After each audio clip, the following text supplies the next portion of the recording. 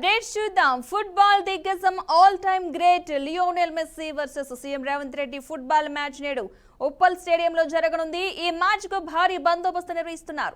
హైదరాబాద్ కు చేరుకున్న మెస్సీతో పాటు రాహుల్ గాంధీకి సీఎం రేవంత్ రెడ్డి ఘనంగా స్వాగతం పలికారు. ఇక ఫలక్నమా ప్యాలెస్ లో రెస్ట్ తీసుకుంటున్న రాహుల్ గాంధీ మెస్సీలతో సీఎం రేవంత్ రాత్రి 8 గంటల ప్రాంతంలో స్టేడియం కు చేరుకుంటారు. ఇదే అంశానికి సంబంధించిన పూర్తి సమాచారాన్ని మా ప్రతినిధి శ్రీకాంత్ అందిస్తారు. శ్రీకాంత్, చెప్పండి. రైట్ పద్మ, ఏదైతే గోట్ ఇండియా టూర్లో భాగంగా లియోనెల్ మెస్సీ వాళ్ళ హైదరాబాద్ చేరుకోవడం జరిగింది. అయితే ఇదివరకు 250 మందికి సంబంధించినటువంటి ఫోటో సెషన్ కూడా పూర్తి చేసుకున్నట్టు తెలుస్తోంది. అయితే ఓవరాల్గా ఈ అంశానికి సంబంధించి చూసుకుంటే కనుక లియోనెల్ మెస్సీతో పాటు ఇక్కడ 2 అంశాలు మనం సుదీర్ఘంగా చర్చించాల్సిన అవసరం అయితే ఉంది. అంటే ఇటు ఏదైతే ప్రపంచ ఫుట్బాల్ దిగ్గజ ఆటగాడైనటువంటి మెస్సీ, అలాగే ఇటు తెలంగాణ సీఎం రేవంత్ రెడ్డి, వీరిరువురు కూడా మ్యాచ్ అనేది ఆ మ్యాచ్ గురికి సంబంధించిన అయితే పూర్తి స్థాయిలో అంటే చర్చనీయాంశంగా మనం చెప్పుకోవాలి. అంటే ఒక పొలిటికల్ నేత, ఇంకొక రకంగా ఏదైతే ప్రపంచ దిగ్గజ ఆటగాడైనటువంటి మెస్సీ, వీరిద్దరు కూడా ఆటను చూడడం కోసం కూడా అటు మెస్సీ అభిమానులు, అలాగే తెలంగాణ సీఎం రేవంత్ రెడ్డి అభిమానులు సైతము, తెలంగాణ ప్రజలు సైతం కూడా ఆ మ్యాచ్ను తిలకించేందుకు ఎదురుస్తున్న పరిస్థితి వస్తాను. అయితే ఒక పక్క ఇలా ఉంటే, ఏదైతే ఇవాళ మెస్సీకి సంబంధించి ఇండియా టూర్లో భాగంగా కోల్కతా వెళ్ళినప్పుడు అక్కడ జరిగిన సంఘటనలతో ఒక్కసారిగా తెలంగాణ పోలీస్ యంత్రాంగం మొత్తం అంతా కూడా పరిమితులకు మించి కూడా, అంటే పరిమితులను పెట్టి మాత్రమే అక్కడికి ప్రేక్షకులు ఎవరైతే టికెట్స్ ఉన్న వాళ్ళు మాత్రం అక్కడి గ్రౌండ్లోకి రానిచ్చే ఏర్పాట్లను చేసినట్టు తెలుస్తూ ఉంది. అయితే ఇక్కడ మనం ఇంకొక అంశం చాలా క్లియర్గా అర్థం చేసుకోవచ్చు. ఈ మ్యాచ్ అనేది ఇటు ఏదైతే స్పోర్ట్స్ రంగానికి సంబంధించి, అంటే స్పోర్ట్స్కి సంబంధించిన యువకులందరినీ కూడా స్పోర్ట్స్ వైపు తీసుకెళ్లే విధంగా ఇదొక ఫ్రెండ్లీ మ్యాచ్ ఆడుతున్నట్టు కూడా మనకు క్లియర్గా అర్థమవుతుంది. అయితే ఇక్కడ మనం ఒక అంశం చూసుకుంటే, అయితే ఈ షెడ్యూల్ చూసుకుంటే ఇవాళ 7:50కి ఉప్పల్ స్టేడియంలోకి మెస్సీకి సంబంధించిన ఫుట్బాల్ మ్యాచ్ అనేది ప్రారంభంగానుంది. అలాగే రాత్రి 8:06 సీఎం రేవంత్ రెడ్డి, మెస్సీ మైదానంలో ఇద్దరు కూడా ఒకేసారి దిగనున్నారు. దాని తర్వాత 8:08కి రోడ్రిగో లూయిస్ సువారెజ్ మైదానంలోకి వస్తారు. దాని తర్వాత 8:13కి పెనాల్టీ షూట్అవుట్ ఉంటుంది. ఇక దాని తర్వాత 8:18కి మైదానంలో రాహుల్ గాంధీ కూడా మైదానంలోకి వెళ్ళే పరిస్థితులు చూస్తాం. అయితే ఓవరాల్గా మెస్సీ రేవంత్ రెడ్డి మ్యాచ్ అనేది రసవత్తరంగా జరిగే అవకాశాలు కనిపిస్తూ ఉన్నాయి. దీనికి సంబంధించిన ప్రేక్షకులంతా కూడా ఇటు పొలిటికల్ ఆడియన్స్ కానీ, అటు క్రికెట్ ఈ స్పోర్ట్స్కి సంబంధించిన ఆడియన్స్ కూడా పెద్ద ఎత్తున దీనికోసం ఎదురుస్తున్న పరిస్థితులు మనం చూస్తూ ఉన్నాం. Padma, right, thank you Srikanth. రాష్ట్రంలో సంచలనం రేపిన ములకల చెరువు నకిలీ మద్యం కేసులో కీలక పరిణామం చోటు చేసుకుంది. ఈ కేసులో మరో 2 అరెస్ట్ చేసినట్లు ఎక్సైజ్ పోలీసులు తెలిపారు. కేరళ రాష్ట్రం కన్నూరు జిల్లాకు చెందిన A24 జీనేస్, A25 సింహును వైద్య పరీక్షల కోసం మదనపల్లి ప్రభుత్వ ఆసుపత్రికి తీసుకొచ్చినట్లు వెల్లడించారు.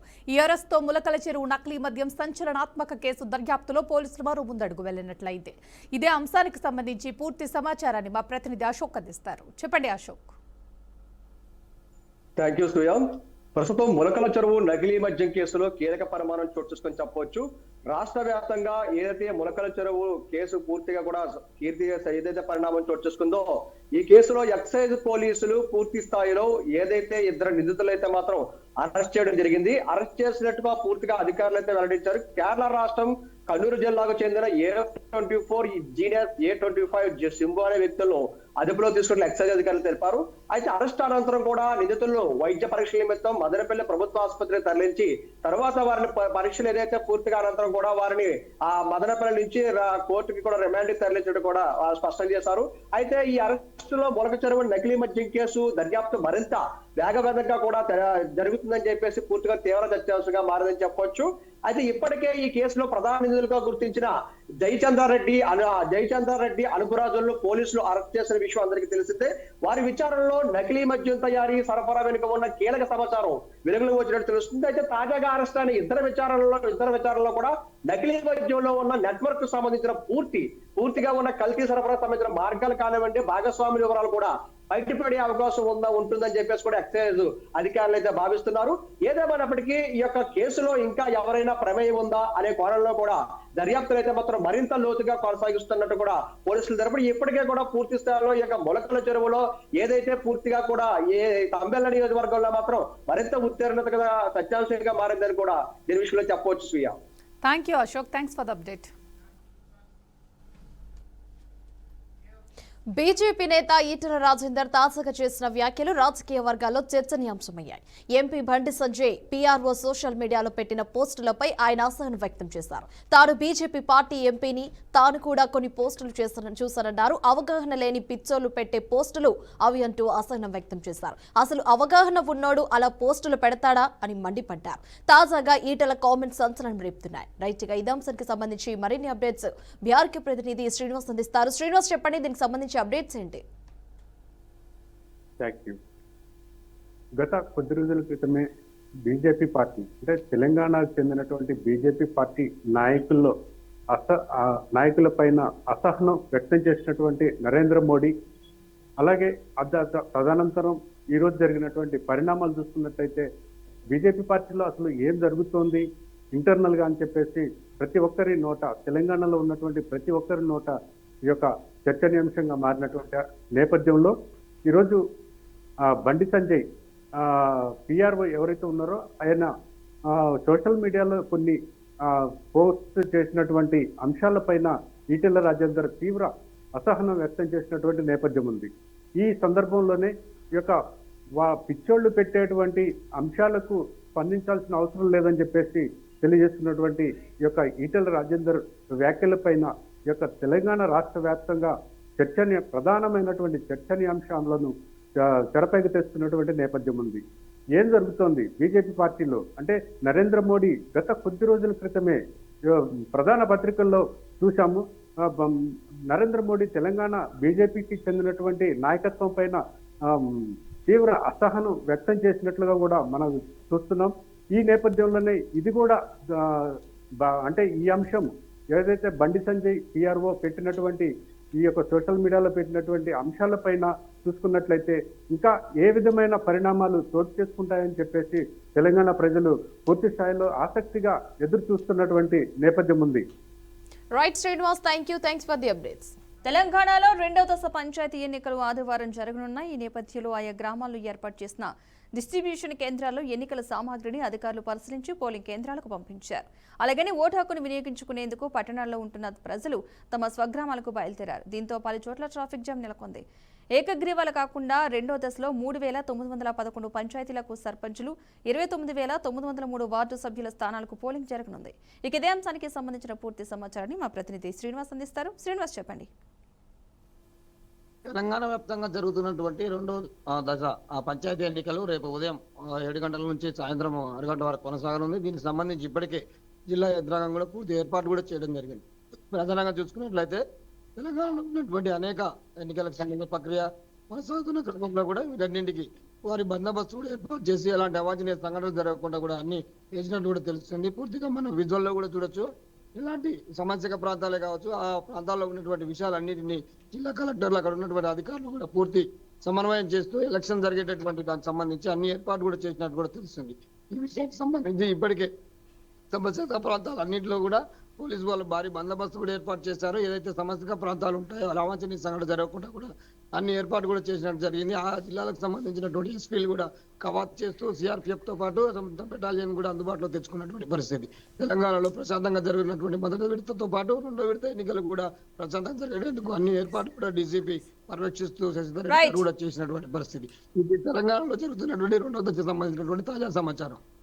Right, thank you Srinivas. నెల్లూరులో రాజకీయం రసవత్తరంగా మారింది. మేయర్ శ్రవంతిపై అవిశ్వాస తీర్మానం నోటీసులు ఇచ్చారు. అయితే ఈ నెల 18న శ్రవంతి అవిశ్వాసంపై కార్పొరేటర్లు ఓటు వేయనున్నారు. మేయర్ పీఠాన్ని దక్కించుకునేందుకు టీడీపీ పట్టుపట్టింది. మరోవైపు తమ మేయర్ స్థానాన్ని కాపాడుకునేందుకు వైసీపీ ఎత్తులకు పై ఎత్తులు వేస్తుంది. ఈ నేపథ్యంలో టీడీపీ వైసీపీ వ్యూహాలతో రక్తి కట్టిస్తున్నాయి. ఇటీవల 5 కార్పొరేటర్లు వైసీపీ అధినేత జగన్ సమక్షంలో ఆ పార్టీలో చేరిపోయారు.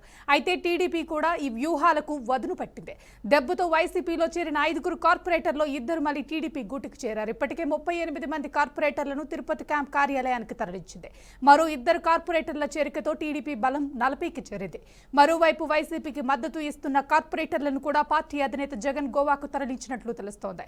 ఇదే అంశానికి సంబంధించి పూర్తి సమాచారాన్ని మా ప్రతినిధి మల్లికార్జున్ అందిస్తారు. గుడ్ ఈవినింగ్ అండి. ఈ రోజు నెల్లూరు రాజకీయం చాలా రసవత్తరంగా మారిపోయింది. మేయర్గా ఈ నెల 18వ తారీఖున అవిశ్వాస తీర్మానం ప్రవేశపెట్టింది అధికార టీడీపీ పార్టీ. అయితే ఆల్మోస్ట్ గతంలో వైఎస్ఆర్ ప్రభుత్వంలో మొత్తం 54 మంది గాను వైసీపీ గెలిచారు. అయితే ఈ 54 మంది దాదాపుగా ఈ రోజు అధికార పార్టీ టీడీపీలో చేరడంతో చివరికి వైసీపీ పార్టీకి మిగిలింది కేవలం 14 మాత్రమే ఉన్నారు. అయితే రోజుకొకరు వైసీపీలో ఈ రోజు జగన్మోహన్ రెడ్డి ముందు కండవ కప్పించున్నారు. ఈ రోజు మళ్ళీ తిరిగి అదే కండవ టీడీపీలో కప్పుతున్నారు. ఈ రోజు రసవత్రంగా మారడంలో నెల్లూరు సిటీకి సంబంధించిన నగర వైసీపీ అధ్యక్షుడు కూడా టీడీపీలో చేరడంతో అనూహ్య పరిణామాలు చేరుకున్నాయి. అంతేగాక ఈ 42 డివిజన్ చెందిన కార్పొరేటర్ కర్ముల్లా కూడా టీడీపీ మంత్రి నారాయణ సమక్షంలో కండవ కప్పించడం ఒక్కసారిగా వైసీపీలో ఉక్కిరి బిక్కిరి అవుతున్నారు. మొన్నటిదాకా చక్రం తిప్పిన మాజీ మంత్రి అనిల్ కుమార్ యాదవ్ కూడా దొరలపడ్డాడు. మెయిన్ గా ఈ విషయం మెయిన్ గా అసలు వైసీపీలో మాకు తిరగలేదు నెల్లూరులో అనుకుంటున్న వారు ఒక్కసారిగా టీడీపీ చేస్తున్న వ్యూహంతో ఉక్కిరి బిక్కిరి అవడంతో ఏం అర్థం కావట్లేదు. ఈ నేపథ్యంలో ఉన్న టీడీపీ కానీ వైసీపీ కార్యక్రమాలు చేజెక్కకుండా ఉండేందుకు టీడీపీ ఆల్రెడీ క్యాంపు రాజకీయాలు మొదలుపెట్టాయి. ఇప్పటికే టీడీపీలో ఉన్న కార్పొరేట్లు చేజాడుకునే ఉద్దేశంతో తిరుపతిలో ఒక పెద్ద 5 స్టార్ హోటల్ క్యాంపుగా నిర్వహించారు. వైసీపీ వాళ్ళు కూడా తమ ఉనికిని కాపాడుకునేందుకు ఇప్పటికే కొంతమంది ఉన్న కార్పొరేట్లు కూడా ఉనిని గోవాకి తరలించేందుకు కూడా ఈ రోజు ప్రణాళిక చేపడుతున్నట్టు తెలుస్తుంది. వర్ష